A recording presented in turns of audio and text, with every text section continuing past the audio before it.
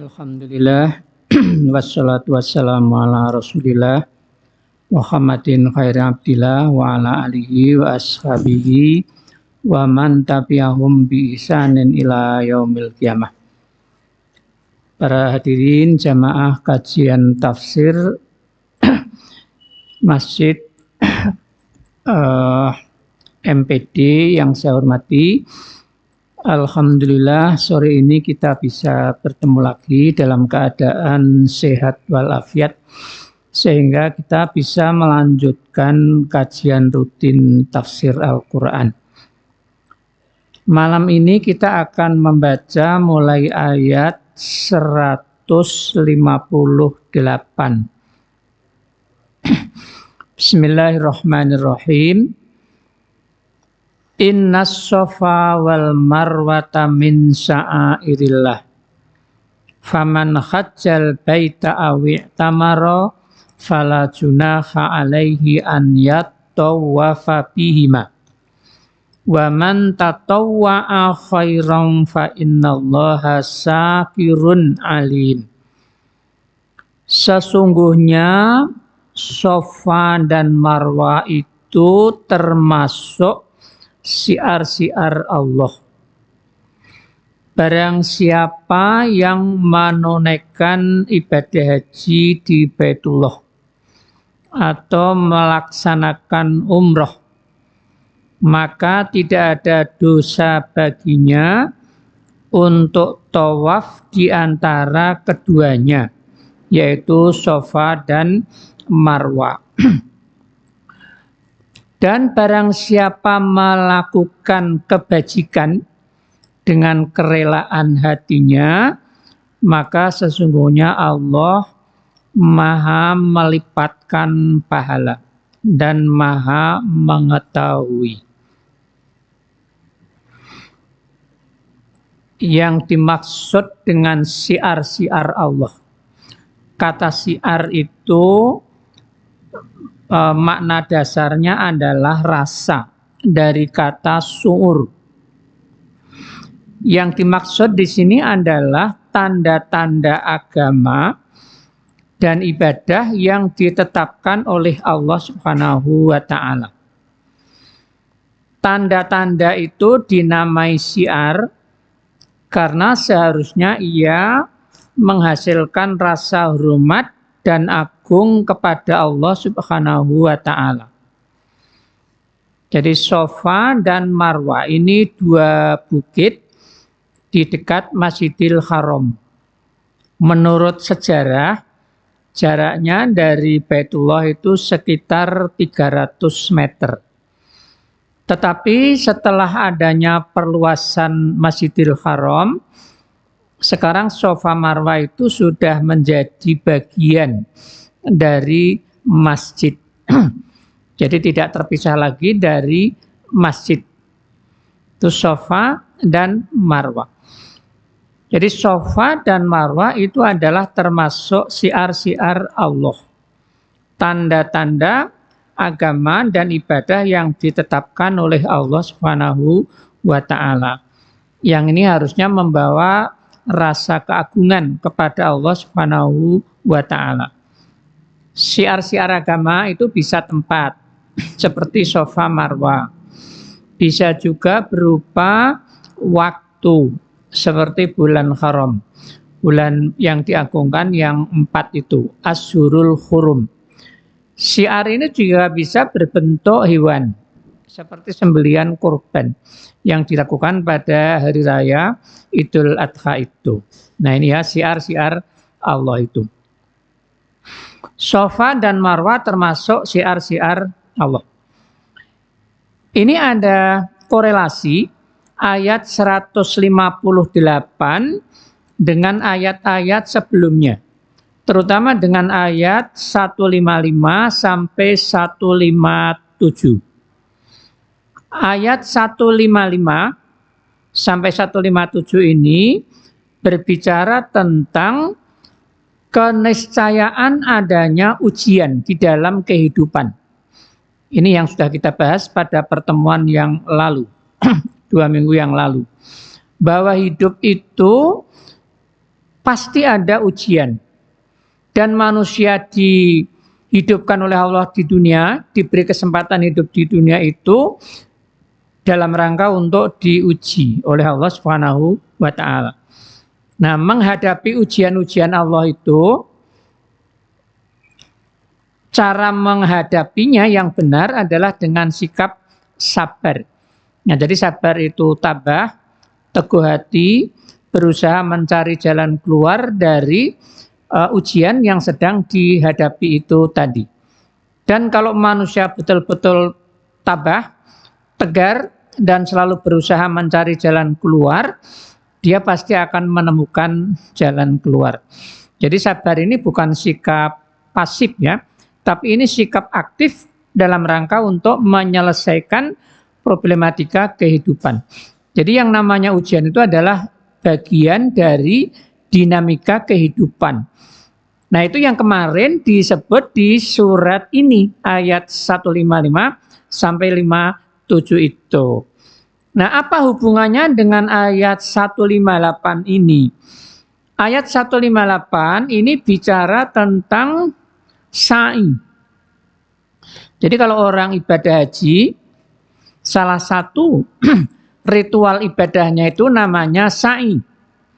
Lari-lari kecil antara Safa dan Marwah. Berjalan antara Safa dan Marwah sebanyak 7 kali bolak-balik itu. Kalau orang umroh juga salah satu kegiatannya adalah sa'i ini. Sama dengan ibadah haji itu. Jadi berjalan atau lari-lari kecil antara Safa dan Marwah sebanyak 7 kali itu. Nah, jadi yang namanya sa'i itu makna dasarnya adalah usaha. Sa'i ini bisa dimaknai dalam arti ritual ibadah haji maupun ritual ibadah umroh itu, bisa juga dimaknai usaha yang sungguh-sungguh dalam kehidupan kita, dalam semua aspek kehidupan. Bisa dalam bidang sosial, bisa dalam bidang ekonomi, bisa dalam bidang politik, bisa dalam bidang kebudayaan, dan lain sebagainya. Seluruh aktivitas kita dalam kehidupan ini. Kalau sa'i ini dimaknai dalam rangkaian ibadah haji dan ibadah umroh, maka maknanya adalah lari-lari kecil tadi antara Safa dan Marwah sebanyak 7 kali dengan niat dalam rangka melaksanakan perintah Allah Subhanahu wa taala itu. Kalau sa'i ini dimaknai dalam arti kehidupan, dalam kehidupan kita sekarang ini di dunia ini, apa artinya? Ini diterjemahkan oleh para mufassir, usaha sungguh-sungguh mencari sumber-sumber kehidupan dengan memulainya dari Safa. Safa itu artinya kesucian, kebersihan. Pasti kalau dimulai dari kesucian dan kebersihan, usaha-usaha yang kita lakukan itu pasti akan berakhir pada Marwah. Marwah itu artinya kepuasan hati. Jadi semua usaha yang startnya itu dari Safa, dari kesucian, dari kebersihan, pasti akan berakhir pada Marwah, pada kepuasan hati. Mau aktivitas itu di politik, kalau mulainya dari Safa, akhirnya pada Marwah. Mau di bidang ekonomi, kalau startnya dari Safa, akhirnya juga pada Marwah. Dari kesucian akan membawa dampak kepada kepuasan. Yang bersangkutan pasti akan merasa puas. Masyarakat juga akan merasa puas dengan apa yang dilakukan oleh orang yang bersangkutan. Nah, ini jadi sa'i dalam arti kehidupan.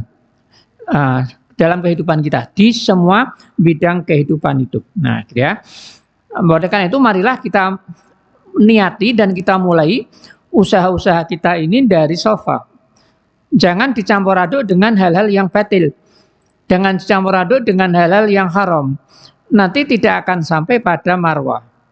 Tapi kalau bersih dari semua dosa, dari semua noda, dari campuran-campuran yang tidak dibenarkan oleh agama, Safa, maka dia pasti akan berakhir pada Marwah.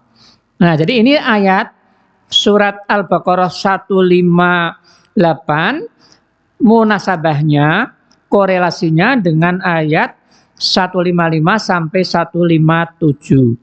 Itu yang di awal berbicara tentang kepastian adanya ujian di dalam kehidupan kita, yang ujian-ujian kehidupan itu harus dihadapi dengan sabar, usaha yang sungguh-sungguh untuk menyelesaikan ujian, untuk menyelesaikan soal-soal ujian, sehingga kita betul-betul akan berhasil di dalam menghadapi ujian itu tadi. Ayat 158-nya bicara tentang sa'i, bisa dalam arti ibadah dalam umroh maupun juga ibadah dalam haji. Nah, sa'i, dua-duanya ada di situ. Kalau orang umroh itu kegiatannya kan sedikit, hanya dalam Masjidil Haram itu. Pertama dia tawaf, setelah tawaf kemudian sa'i. Setelah sa'i, kemudian setelah 7 kali gunting rambut sedikit. Jadi rambut itu warnanya hitam. Rambut yang berwarna hitam itu simbol dari dosa. Jadi kalau orang gunting rambut setelah selesai ihram, setelah selesai umrah tadi itu, ini artinya simbol memotong dosa-dosa. Ini maknanya simbolik ya. Jadi kalau orang itu sudah umrah, berarti setelah dia selesai umrah pulang ke tanah airnya, maka dia juga akan memotong semua jalur-jalur yang mengantar kepada perbuatan-perbuatan dosa. Orang yang sudah haji, yang dalam rangkaian ibadahnya juga ada sa'inya, dan setelah sa'i juga memotong rambut itu, maka orang yang sudah haji pasti akan rela dan mau dan bertekad untuk memotong semua sarana prasarana, jalur-jalur yang mengantar kepada perbuatan-perbuatan dosa. Nah, jadi simbol-simbol ritual ini harus dipahami oleh orang-orang yang umroh maupun orang-orang yang haji, sehingga makna dari ritual ibadah haji dan umroh itu betul-betul dihayati dan diimplementasikan di dalam kehidupannya di tanah air. Jangan sampai ini tidak dipahami.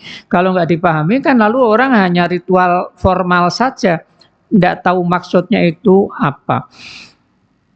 Lempar jumroh itu kan juga ritual yang sifatnya simbolik.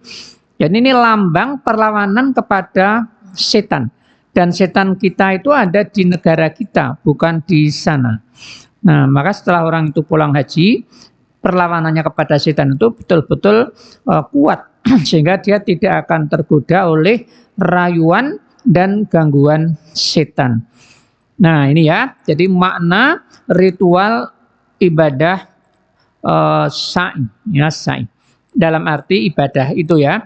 Kalau ini dimaknai dalam arti kehidupan kita, tadi adalah usaha sungguh-sungguh mencari sumber-sumber kehidupan yang dimulai dari sofa, kebersihan, dan itu pasti akan berakhir pada marwah.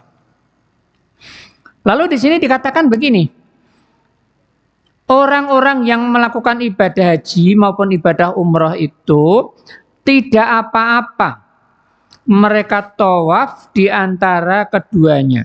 Fala junaha alaihi an yatawafa bihima. Kenapa bahasanya kok tidak apa-apa? Padahal ini bagian dari ritual itu. Semua orang yang sa'i mesti ke situ. Semua orang yang umroh juga mesti ke situ. Yang haji juga mesti ke situ. Kok ayatnya bilang tidak apa-apa? Ini ada faktor sejarah. Jadi dulu orang-orang jahiliyah musyrik itu juga melakukan sa'i antara Safa dan Marwah. Tetapi zaman itu di Bukit Safa mereka itu memasang berhala. Di Bukit Marwah mereka juga memasang berhala. Sehingga sa'inya itu bukan demi karena Allah Subhanahu wa taala, tapi karena berhala-berhala itu. Nah, jadi ada berhala Nailah di situ dipasang. Ketika Islam datang, lalu orang-orang Islam ini juga melaksanakan ibadah umroh dan ibadah haji, mereka masih ingat tentang masa lalu di situ itu ada berhala-berhala itu. Maka mereka ragu-ragu, bagaimana ini dengan tawaf kita, dengan sa'i kita di situ. apa yang masih dinilai mengagungkan berhala-berhala itu. Padahal itu sudah hilang. Setelah tahun ke-8 Hijrah, Nabi bisa menguasai kota Mekah, maka semua berhala-berhala yang ada di sekitar Ka'bah, yang jumlahnya ada sekitar 360, juga berhala-berhala yang ada di Safa dan Marwah sudah ditumbangkan semua, sudah dihancurkan semua oleh para sahabat. Tetapi keraguan itu masih ada, sehingga ayatnya menggunakan kata-kata tidak ada dosa, tidak mengapa, la junaha. Nah, la junaha. Ini bukan berarti bahwa itu hukumnya sunat, tidak. Nah, gitu. Ini hukumnya wajib, harus dilaksanakan bagi orang yang umroh maupun bagi orang yang haji. Barang siapa yang melakukan kebaikan dengan kerelaan hatinya, apa saja itu ya, bentuknya itu bisa banyak ini. Perbuatan baik yang hukumnya sunat, yang tidak diperintahkan secara khusus oleh agama, maka pahalanya akan dilipat gandakan oleh Allah Subhanahu wa taala. Dan Allah Maha tahu atas ibadah-ibadah perbuatan-perbuatan kebajikan yang dilaksanakan secara sukarela oleh yang bersangkutan tanpa adanya perintah agama secara khusus. Baik, ini ayat 158. Kita lanjutkan ayat 159. Innalladzina yaktumuna ma anzalna minal bayyinati wal huda mim ba'di ma bayyanahu lin-nasi fil kitabi ulaika yal'anuhumullahu wa yal'anuhumul la'inun.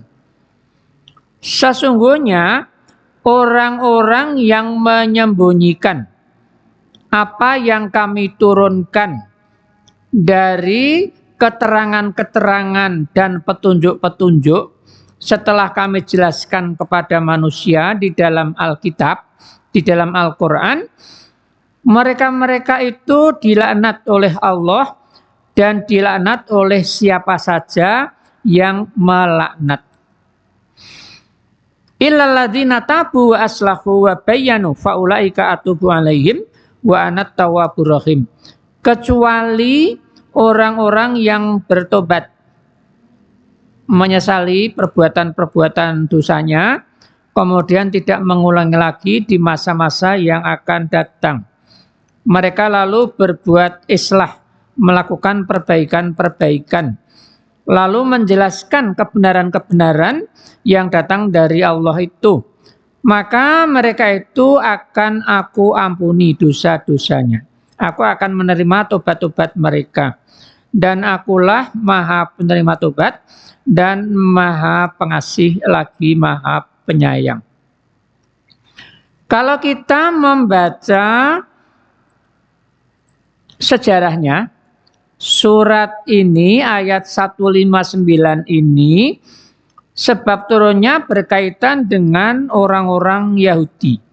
Ini kecaman terhadap orang-orang Yahudi yang mereka itu menyembunyikan informasi-informasi kebenaran tentang kenabian dan kerasulan Muhammad Shallallahu Alaihi Wasallam. Dan informasi ini sudah tertulis di dalam kitab mereka, di dalam Taurat maupun di dalam Injil. Dan pengetahuan mereka tentang kerasulan Nabi Muhammad ini sudah mereka ketahui, karena tertulis di dalam kitab mereka. Bahkan dalam Al-Quran disebutkan, ya'rifunahu kama ya'rifuna abna'ahum. Mereka mengenali sifat-sifatnya Nabi Muhammad yang sudah ada nubuatnya di dalam kitab mereka itu, seperti mereka mengenali anak-anak mereka sendiri. Jadi kalau orang punya anak kan kenal betul dengan anak yang dia punya itu, karena dia mengasuh sejak kecil. Tentang kenabian Muhammad juga begitu, mereka sudah mengenal.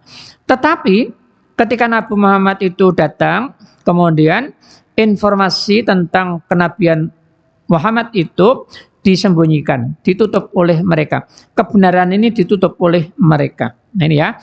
Jadi yang dimaksud ini awalnya turun kepada orang-orang Yahudi ini sebagai kecaman. Tetapi ayatnya menggunakan redaksi umum. Innalladzina. Nah, jadi sebab turunnya itu berkaitan dengan orang Yahudi, tetapi redaksinya menggunakan kata orang-orang yang. Sehingga kecaman ini juga tidak hanya berlaku untuk orang-orang Yahudi yang dulu menyembunyikan informasi kebenaran itu, tapi ini juga berlaku untuk orang lain yang melakukan tindakan yang sama. Berlaku pada masa itu juga pada masa-masa yang akan datang. Karena ayatnya menggunakan redaksi yaktumuna. Fiilnya itu namanya fiil mudhari'. Fiil mudhari' ini berlaku untuk sekarang dan yang akan datang, menutupi kebenaran. Nah, jadi sekarang juga ada orang-orang yang melakukan tindakan seperti itu. Maka mereka juga dikecam oleh ayat ini. Di masa yang akan datang lagi ada lagi orang kayak gitu, ya dikecam oleh ayat ini. Jadi kecaman ini berlaku terus-menerus untuk siapa saja yang melakukan penyembunyian terhadap kebenaran-kebenaran itu. Kalau di dalam hadis Nabi ada sabda Rasulullah mengatakan begini, man su'ila an ilmin fakatamahu uljima yaumal qiyamati bilijamin minar. Siapa yang ditanya tentang suatu ilmu, tentang suatu informasi, kemudian dia menyembunyikan informasi itu, maka di hari kiamat nanti akan diletakkan pada mulutnya itu kendali. Kendali itu seperti kendali kuda itu ya, yang terbuat dari api neraka. Jadi ini ancaman untuk orang-orang yang menyembunyikan informasi. Tetapi kalau kita baca lebih lanjut penjelasan para ulama, dijelaskan di sana bahwa informasi itu ada dua kategori. Ada informasi yang harus disebarluaskan. Tapi yang kedua, ada informasi yang tidak harus segera disebarluaskan. Menyebarluaskannya itu lihat-lihat sikon, lihat-lihat situasi dan kondisi. Kalau orang Jawa mengatakan empan papan. Nah, jadi kapan itu harus disampaikan? Melihat keadaan. Yang kedua, waktunya. Yang ketiga, sasarannya. Ini kira-kira tepat atau tidak kalau disampaikan. Jadi ada informasi-informasi yang terbatas ini kepada orang-orang tertentu. Tidak boleh disampaikan kepada orang-orang awam. Karena kalau disampaikan pada orang awam itu akan menimbulkan persoalan. Misalnya begini. Nabi pernah bersabda, man qala la ilaha illallah dakhalal jannah. Yang mendengar informasi ini salah satunya Abu Hurairah. Kemudian Abu Hurairah ini pergi ke pasar buru-buru. Di tengah jalan dia ketemu sahabat Umar bin Khattab. Lalu dicegat, dihentikan oleh Umar. Ditanya, wahai Abu Hurairah, mau kemana? Dia berkata mau ke pasar. Ingin menyampaikan berita yang sangat penting. Nah, apa itu beritanya? Man qala la ilaha illallah dakhalal jannah. Siapa yang berkata la ilaha illallah maka akan masuk surga. Maka dia dicegah oleh Umar. Tidak boleh. Lalu Abu Hurairah ini dibawa ke Nabi. Diadukan kepada Nabi.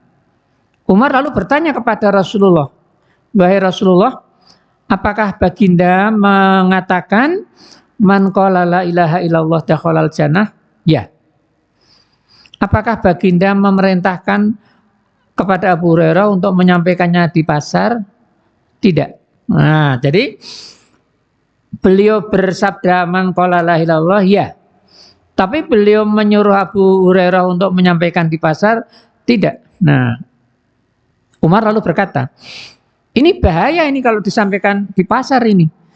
Di pasar itu kan banyak orang yang curang, banyak orang yang suka nipu dan sebagainya.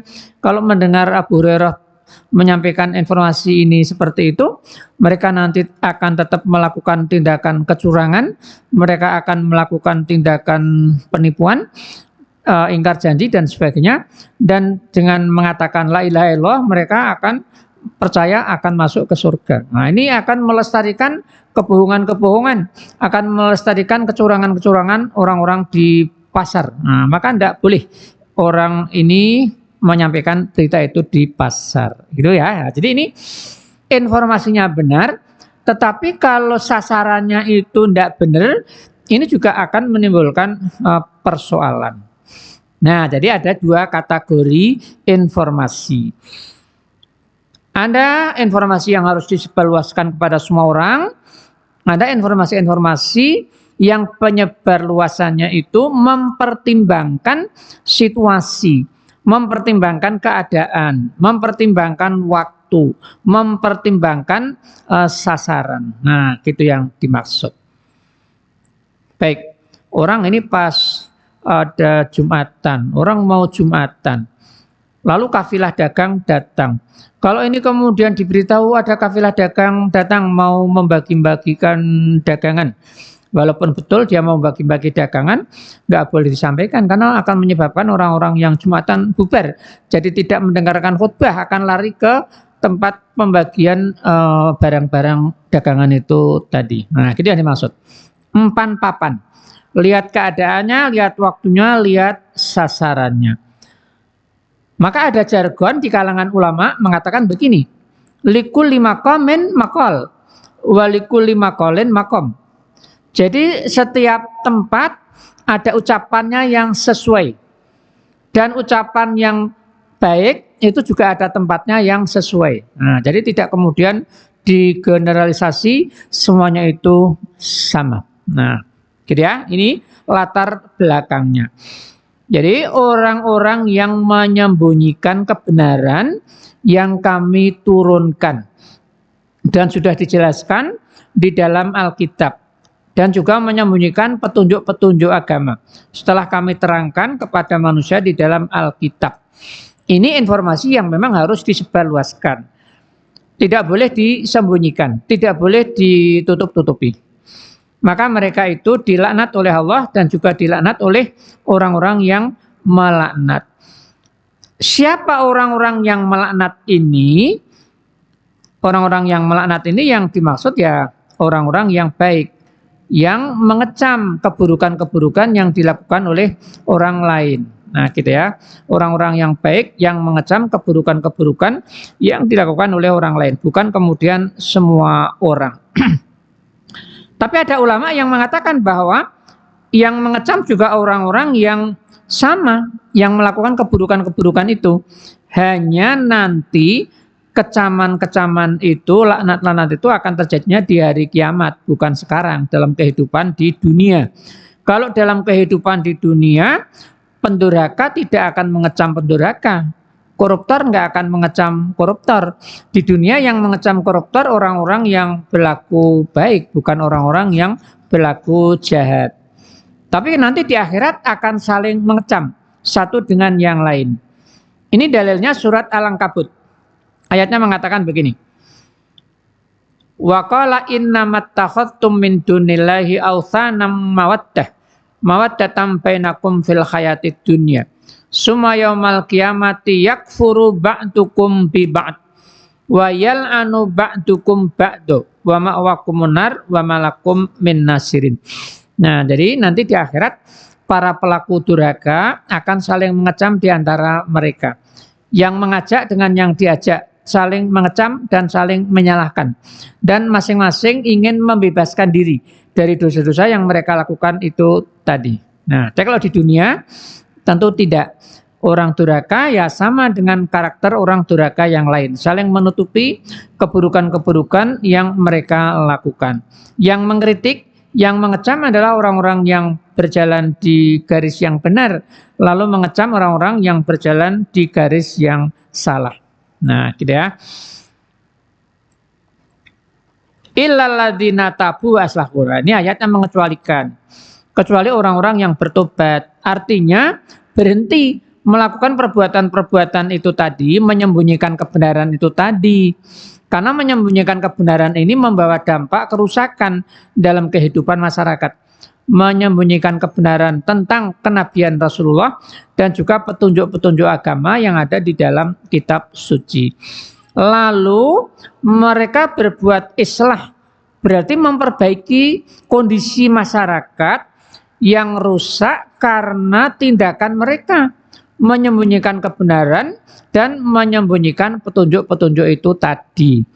Jadi mereka kemudian memperbaiki kondisi sosial masyarakat yang rusak akibat perilakunya itu. Nah, jadi tobatnya tidak hanya sekedar beristighfar kepada Allah, tapi dia kemudian memperbaiki kondisi yang rusak supaya kembali menjadi baik sebelum mereka melakukan tindakan penyembunyian kebenaran tadi atau penyembunyian informasi tentang kenabian Nabi Muhammad. Kemudian mereka juga menjelaskan kebenaran-kebenaran yang dulu mereka sembunyikan itu, lalu disampaikan kepada masyarakat sehingga masyarakat menjadi tahu, sehingga situasi yang rusak itu kembali menjadi baik, kembali menjadi normal. Mereka yang melakukan tobat seperti ini akan diterima tobatnya oleh Allah Subhanahu wa taala. Atubu alaihim, dan akulah yang maha menerima tobat dan maha pengasih lagi maha penyayang. Jadi di sini Allah menggunakan kata aku karena yang bisa mengampuni dosa-dosa itu hanya Allah Subhanahu wa taala. Nabi Muhammad pun tidak bisa. Kalau Nabi Muhammad hanya memohonkan, kita juga saling memohonkan dosa-dosa kolega-kolega kita, dosa-dosa orang-orang tua kita, dosa-dosa orang-orang yang kita kenal. Nah, gitu ya. Yang memberi pengampunan Allah Subhanahu wa taala. Tetapi kalau ayat-ayat yang di luar pengampunan, ada ayat-ayat yang Allah itu menggunakan kata ganti kami. Misalnya dalam penciptaan manusia, reproduksi, surat Wat-Tini itu, Allah kan menggunakan kata ganti kami. Laqad khalaqnakum. Nah, laqad khalaqnal insana fi ahsani taqwim. Sungguh kami telah menciptakan manusia dalam keadaan yang paling baik. Allah menggunakan kata ganti kami.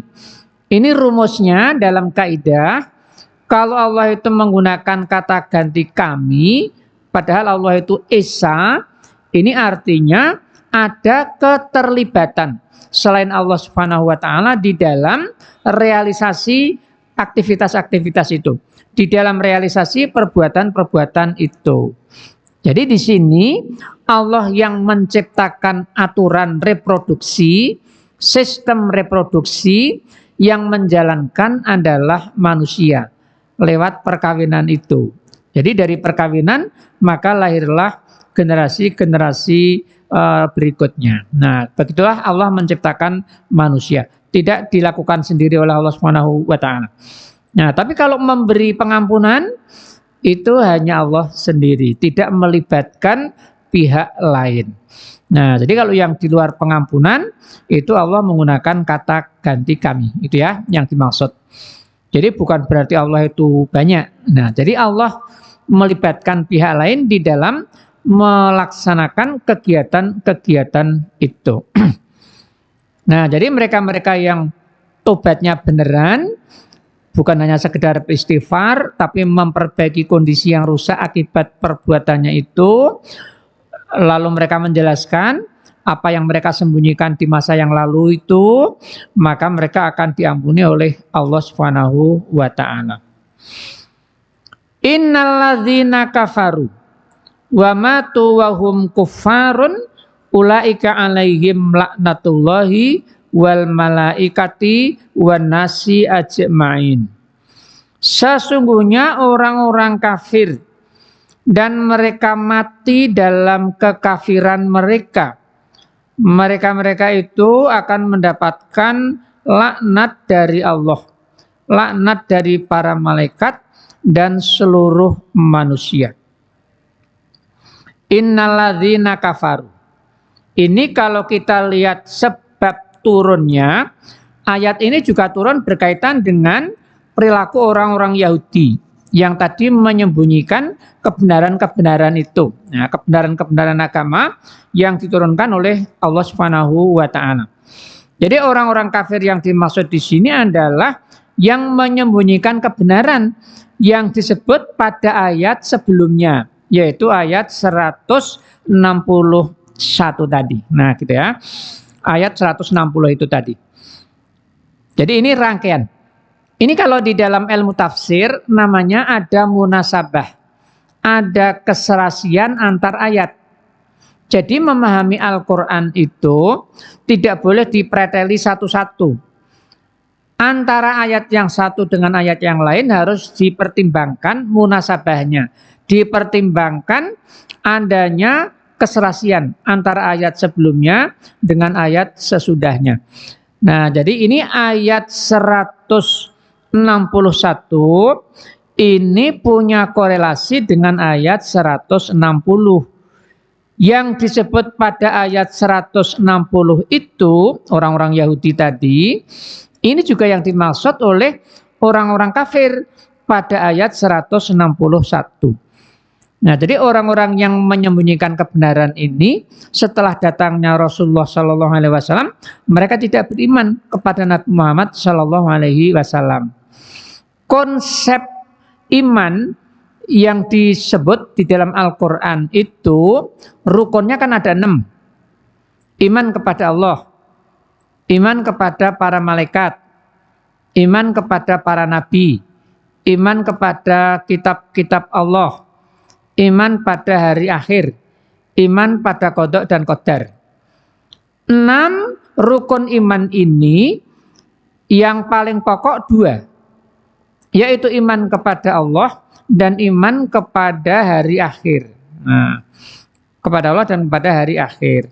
Kemudian iman kepada nabi dan kitab suci itu mengimani semua nabi dan mengimani semua kitab suci yang diturunkan kepada para nabi.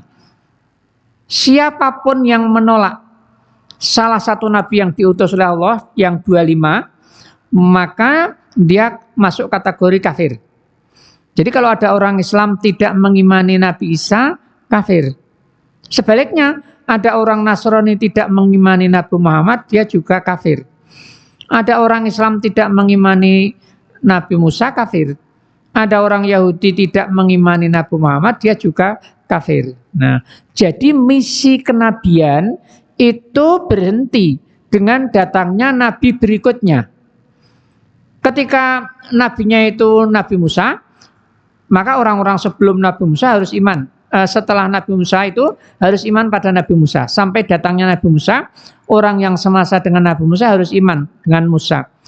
Ketika nabinya sampai Nabi Isa, semua orang harus iman pada Nabi Isa itu. Yang tidak ngimani Nabi Isa, kafir. Orang-orang Yahudi nggak ngimani Nabi Isa. Malah mereka nuduh Nabi Isa itu anak yang dari hasil selingkuh, kan gitu. Orang-orang Yahudi jahat sekali ini tuduhannya kepada Nabi Isa dan tuduhannya kepada Maryam, ibundanya itu tadi. Nah, jadi kafir. Maka di sini dikatakan innalladzina kafaru. Karena orang-orang yang menyembunyikan kebenaran Al-Quran itu kan nggak ngimani Quran. Orang-orang yang menyembunyikan kerasulan Rasulullah Sallallahu Alaihi Wasallam, mereka tidak beriman kepada Rasulullah Sallallahu Alaihi Wasallam. Karena konsep iman itu ngimani semua nabi, orang yang mengingkari salah satu nabi itu sudah disebut sebagai kafir. Nah, ini Quran ya, ini ajaran Quran. Jadi harus kita sampaikan kebenaran ini, tidak boleh direduksi ini. Nah, gitu ya, ini kebenaran Al-Quran. Dan mereka mati dalam kekafiran, mereka mendapat laknat dari Allah, laknat dari malaikat, dan manusia seluruhnya. Nah, kata manusia seluruhnya, ini seperti yang tadi kita sampaikan itu, kalau di dunia tentu tidak semuanya. Di dunia yang melaknat adalah orang-orang yang baik, orang-orang yang taat kepada tuntunan-tuntunan agama. Mereka melakukan amar ma'ruf nahi mungkar. Mereka melakukan koreksi kepada orang-orang yang melakukan kedurhakaan itu. Tapi kalau di akhirat antar mereka itu saling melaknat. Karena mereka semua nanti kan diancam dengan siksa, diancam dengan dosa. Dan setiap orang ingin membebaskan dirinya dari dosa itu, lalu ingin bebas dari siksa api neraka. Tapi tentu tidak mungkin ya. Nah, tentu tidak mungkin. Khalidina fiha, dan mereka kekal di dalamnya. La yukhaffafu anhumul adzab, dan siksanya di akhirat itu tidak akan diringankan. Dan mereka tidak akan dilihat oleh Allah dan oleh para malaikat itu dengan pandangan kasih sayang, karena mereka akan disiksa oleh Allah itu di akhirat. Kalau di akhirat, azab itu enggak ada keringanan dan tidak ada penundaan. Tetapi kalau siksa dunia itu bisa ditunda. Nah, itu bisa ditunda, tidak langsung. Misalnya, orang kafir tidak sholat, kan dosa. Tapi tidak langsung menerima siksanya di sini. Orang kafir tidak melaksanakan syariat-syariat agama, tidak iman, kan tidak langsung kemudian diputus kasih sayang Allah lalu tidak mendapatkan rizki. Itu ditunda sampai nanti hari kiamat.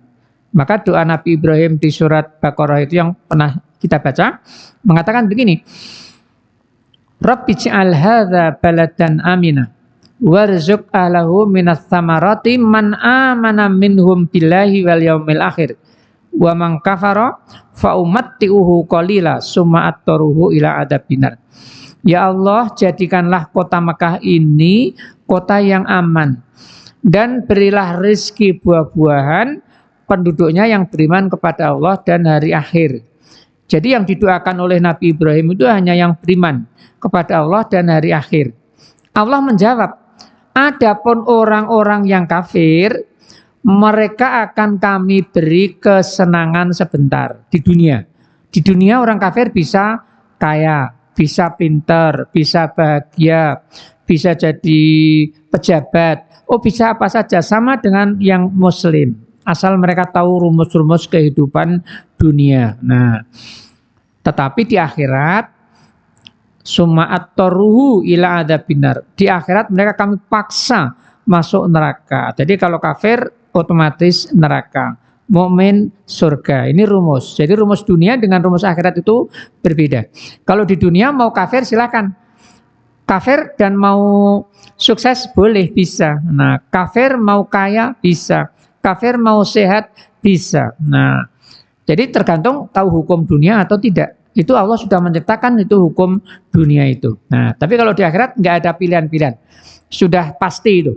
Kafir neraka, summa attaruhu ila adabinar. Dan siksa neraka nggak akan diringankan untuk orang-orang yang kafir-kafir ini. Ini ayatnya. Nah, dan mereka nanti di sana akan mendapatkan laknat dari Allah, laknat dari malaikat, dan laknat dari semua manusia tadi. Nah, semua manusia. Orang baik yang melaknat mereka, antar orang-orang yang durhaka juga saling melaknat di antara mereka. Yang terjerumus karena dibawa oleh orang lain, dia menyalahkan orang lain itu. Tapi orang lain yang membawa juga nanti akan membebaskan dirinya, merasa tidak bersalah itu. Nah, gitu. Sama dengan setan. Ketika dia menjerumuskan manusia, setan nggak mau disalahkan. Nah, apa setan bilang? Lah memang dia dari dulu sudah ada kecenderungan sesat. Nah, jadi orang yang sesat nggak bisa menyalahkan setan. Itu disebut di surat Qaf ayat 27. Wa qala qarinuhu. Gimana itu? Korinnya berkata, maksudnya korinnya di sini maksudnya setan itu. Memang dia itu sudah cenderung sesat dari dulunya. Jadi aku kan hanya dorong-dorong saja, tidak menyesatkan. Pilihan untuk sesat itu kan pilihannya dia sendiri. Nah, gitu. Jadi nanti tidak bisa ini orang yang tersesat lalu nyalakan orang lain yang menyesatkan itu. Di akhirat mereka saling melaknat. Baik, karena waktu ini kita sampai di sini ya. Sampai ayat 162. Ini penutup dari diskusi tentang Yahudi Nasrani, kecaman tentang Yahudi Nasrani. Kita sudah baca ini dari awal ayat surat-surat Al-Baqarah, terutama dari ayat 80. Jadi ini kita sudah sampai ayat 162. Ini penutup perdebatan itu. Nanti ayat 163 ini sudah berganti pada tema yang lain. Nah, nanti kita 2 minggu yang lagi kita mulai dari ayat 163. Baik, demikian. Assalamualaikum warahmatullahi wabarakatuh.